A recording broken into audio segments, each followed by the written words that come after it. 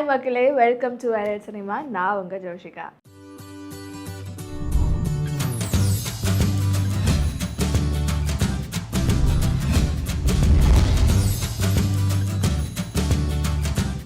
இன்னைக்கு first news எதை பற்றி அப்படின்னு பார்த்தீங்கன்னா, இப்போ ரீசெண்டாக கேப்டன் பிரபாகரன் படம் ரீரிலீஸ் பண்ணியிருந்தாங்க. ஸோ அந்த படத்துக்கு அவ்வளோ ஒரு பாசிட்டிவ் ரிவ்யூஸ் வந்திருந்தது. ஆர்கே செல்வமணி சார் சொன்ன ஒரு விஷயம் என்னென்னா, இந்த கேப்டன் பிரபாகரன் படத்தில் இளையராஜா சார் வந்துட்டு ஒரு சாங் எழுதியிருந்தார். அந்த சாங் வந்துட்டு ஆர்கே செல்வமணி சாருக்கு பிடிக்கல. ஸோ அதனால என்ன சொல்லியிருக்காருன்னா, டேரெக்டாக விஜயகாந்த் சார்கிட்டே போயிட்டு இந்த மாதிரி அந்த சாங் நல்லா இல்லை அப்படின்ட்டு அவரோட சைட் ஆஃப் ஒப்பீனியன் சொல்லியிருக்காரு ஆஸ் அ டேரக்டராக. அதுக்கப்புறம் அதுக்கு கேப்டன் சார் வந்துட்டு ஷாக் ஆகிட்டார், என்ன சொல்கிற நல்லா இல்லையா அப்படின்ட்டு. அதுக்கப்புறம் அவர் சொன்ன ஒரு விஷயம் என்னன்னா, நீங்கள் டேரெக்டாகவே இளையராஜா சார்கிட்டே போய் சொல்லிடுங்க அப்படின்னு சொல்லியிருக்காரு.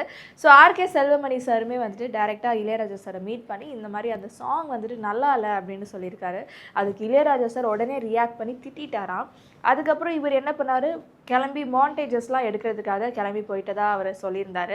அதுக்கப்புறம் அந்த ஒரே நைட்டில் இளையராஜா சார் வந்துட்டு வேற ஒரு சாங் வந்துட்டு எழுதி கொடுத்துருக்காரு. அந்த பாட்டு தான் ஆட்டமா தேரோட்டமா சாங்கு. ஸோ இப்போ அந்த சாங் வந்துட்டு அவ்வளோ ஃபேமஸாக அவ்வளோ ட்ரெண்டிங்காக வந்துட்டு லைக் அப்போ மட்டும் இல்லை, இப்போ கேட்டாலுமே வந்துட்டு லைக் ஆட்டமா தேரோட்டமா அது ஒரு ஃபீல் வந்துட்டு நல்லா இருக்கும்.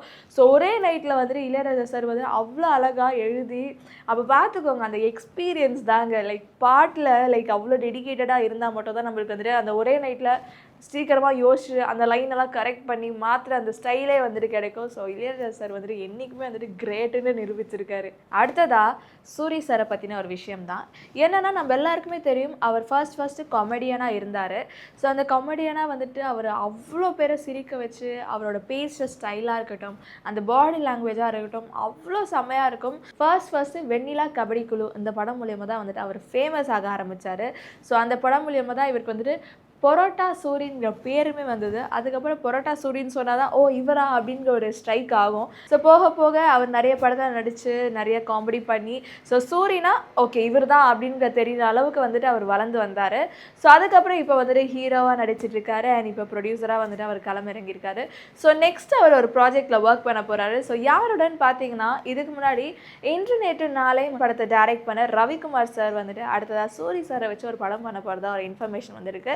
ஸோ மோஸ்ட்லி எனக்கு தெரிஞ்சு ஹீரோவாக தான் இருக்கும்னு நினைக்கிறேன். ஏன்னா இதுக்கப்புறம் எனக்கு தெரிஞ்சு சூரி சார் வந்துட்டு காமெடியெல்லாம் நடிக்க மாட்டாருன்னு நான் நினைக்கிறேன். ஆனால் எல்லாருமே வந்துட்டு லைக் சொல்கிற ஒரு விஷயம் என்னென்னா, சூரி சார் எங்களுக்கு காமெடியனாக வேணும், அவரோட காமெடிஸ் எங்களுக்கு ரொம்ப பிடிக்கும், ஒரு காமெடியனாக நாங்கள் வந்துட்டு மிஸ் பண்ணுறோம், இப்போ ஹீரோவாக வளர்ந்து வந்துட்டு இருக்காரு.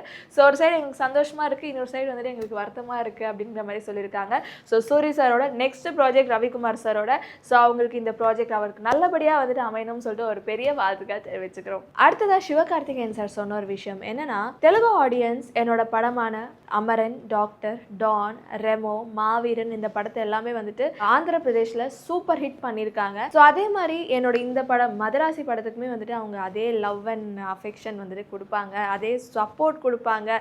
ஸோ இந்த படமும் வந்துட்டு அவங்க கண்டிப்பாக வந்துட்டு சூப்பர் ஹிட் ஆக்குறதுக்கு வாய்ப்பு இருக்குது, நான் நம்புகிறேன் அப்படின்னு சிவகார்த்திகேயன் சார் சொல்லியிருக்காரு. அண்ட் ஆல்ரெடி சொன்ன மாதிரி மதராசி படத்தோட ப்ரொமோஷன்லாம் வந்துட்டு ரொம்ப பிஸியாக ரொம்ப ஷெடியூல்டாக ஒர்க் போயிட்டுருக்கு. ஸோ செப்டம்பர் 5 அன்றைக்கி இந்த படம் வந்துட்டு ரிலீஸ் ஆக போகுது. ஸோ கண்டிப்பாக இந்த படத்துக்கு ஒரு மாபெரிய ஒரு வரவேற்பு இருக்கும்னு நான் நினைக்கிறேன் மக்கள் மத்தியில். ஏன்னா வந்துட்டு ஆல்ரெடி இந்த படத்துக்கு அவ்வளோ ஹைப் வந்துட்டு கொடுக்காத மாதிரி தான் அந்த ட்ரைலருமே வந்துட்டு ரெடி பண்ணியிருந்தாங்க. ஸோ அந்த ட்ரைலர் மூலயமா இது என்ன கதை, இது எப்படி இருக்க போகுது, ஒரு க்ளூவே கொடுக்காம தான் இருக்குது. ஸோ அதனாலே வந்துட்டு கண்டிப்பாக இந்த படத்தை பார்த்தே ஆகணுங்கிற மாதிரி தான் ஒரு ஃபீல் இருக்குது. ஸோ செப்டம்பர் 5 அன்றைக்கி இந்த படம் வேர்ல்டு வைடாக ரிலீஸ் ஆகும்போது ஸோ எல்லாருமே கண்டிப்பாக மறக்காமல் பாருங்கள். அடுத்ததாக செல்லா ஐயாவோஸ் டைரக்ஷனில் கட்டா குஸ்தி படத்தில் விஷ்ணு விஷால் மற்றும் ஐஸ்வர்யா லக்ஷ்மி நடிச்சிருந்தாங்க. ஸோ இந்த படம் வந்துட்டு 2022 டிசம்பரில் வந்து ரிலீஸ் ஆயிருந்தது. ஸோ இந்த படம் லைக் நான் ரீசெண்டான ஒரு 8 months பிஃபோர் சம்திங் தான் நான் பார்த்தேன். எனக்கு ரொம்ப பிடிச்சிருந்தது. இந்த படம் எப்படின்னா லைக் அந்த ஜென்ரேஷனாக இருக்கட்டும், இல்லைனா வில்லேஜில் இப்போ கூட சில பசங்க அப்படி இருக்காங்க. கைண்ட் ஆஃப் எப்படின்னா, பொண்ணுனா அந்த பொண்ணுக்கு வந்துட்டு நீளமான முடி இருக்கணும், மெயினாக வந்துட்டு ஆண்கள் வந்துட்டு அதிகமாக படிச்சிருக்கணும், பெண்கள் வந்துட்டு ஆண்களை விட கம்மியாக படிச்சிருக்கணும் அப்படிங்கிற மைண்ட் செட்லலாம் சில பேர் லைக் வில்லேஜில் இருப்பாங்க. இருப்பாங்க. அண்ட் அந்த ஜென்ரேஷனில் மோஸ்ட்டாக வந்துட்டு அப்படி தான் இருந்தாங்கன்னு கூட சொல்லலாம். ஸோ அதை பேஸ் பண்ணி தான் வந்துட்டு இந்த படம் எடுத்திருக்காங்க. ஸோ விஷ்ணு விஷால் இந்த படத்தில் வந்துட்டு லைக் அந்த மாதிரி தான் எனக்கு கட்டிக்க போகிற பொண்ணுக்கு வந்து நீளமான இடுப்புக்கு கீழே வரைக்கும் முடி இருக்கணும் அப்படின்னு சொல்லுவாங்க. அண்ட் அந்த பொண்ணு வந்துட்டு லைக் இவ்வளோதான் என்னோட இந்த அளவுக்கு தான் படிச்சிருக்கணும் அப்படிங்கிற மாதிரி தான் இருக்கும். ஆனால் ஐஸ்வர்யா லக்ஷ்மி வந்துட்டு கட்டா குஸ்தியில் ஒரு மாஸ் காட்டுற ஒரு பெண் அவங்க. அண்ட் அவங்க ஒரு டிகிரியுமே வந்துட்டு முடிச்சிருப்பாங்க. ஸோ இது எல்லாத்தையுமே மறைச்சிட்டு தான் வந்துட்டு விஷ்ணு விஷாலை கல்யாணம் பண்ணிப்பாங்க. இப்போ நான் ஏன் இது சொல்கிறேன் அப்படின்னு நீங்கள் யோசிப்பீங்க. வேறு எதுவுமே இல்லை, இந்த படத்தோட செகண்ட் ரவுண்ட், அதாவது இந்த படத்தோட பார்ட் 2 வந்துட்டு எடுக்க போகிறாங்க. ஸோ இந்த பார்ட் 2 எப்போ எடுக்க போகிறாங்க, இந்த ஷூட்டிங்கு பற்றின ஒரு அஃபிஷியலான அனௌன்ஸ்மெண்ட் வந்துட்டு கூடிய சீக்கிரத்தில் வந்துட்டு கண்டிப்பாக கொடுப்பாங்க.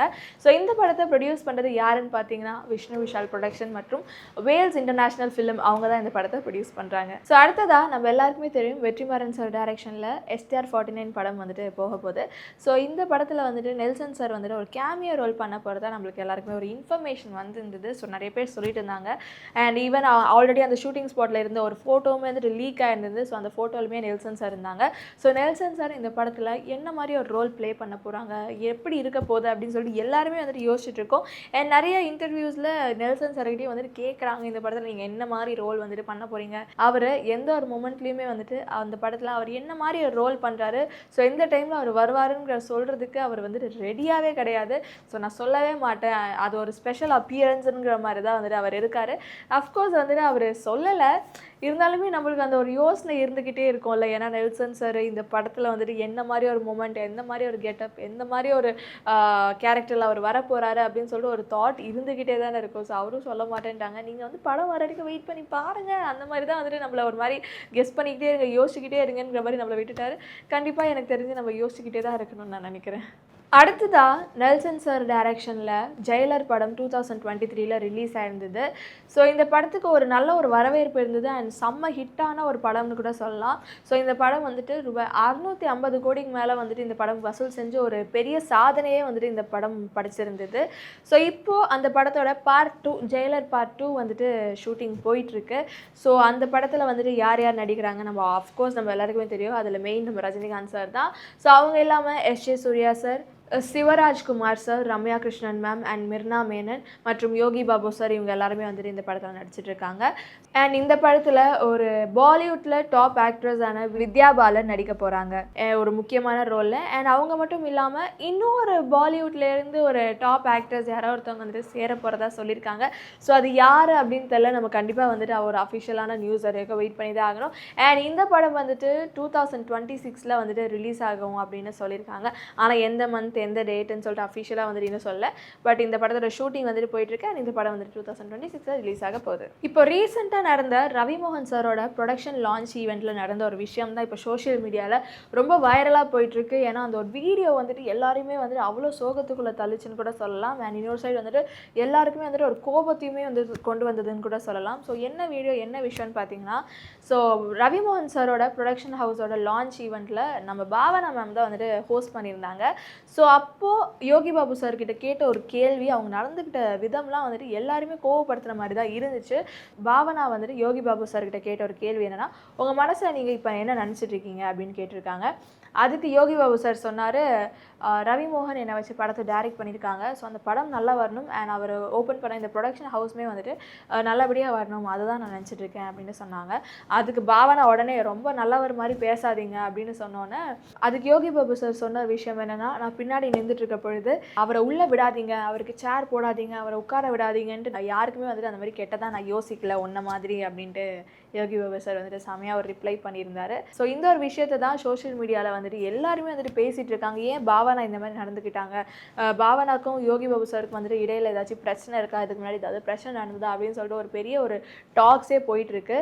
ஸோ எல்லாருமே சொல்கிற ஒரு விஷயம் என்னென்னா, இதுக்கு முன்னாடி யோகி பாபு சார் வந்துட்டு ஒரு டிவி ஷோவில் வந்துட்டு நடித்ததாகவும், ஸோ அந்த ஷோக்கு வந்துட்டு பாவனா தான் வந்துட்டு ஹோஸ்ட் பண்ணியிருக்காங்க.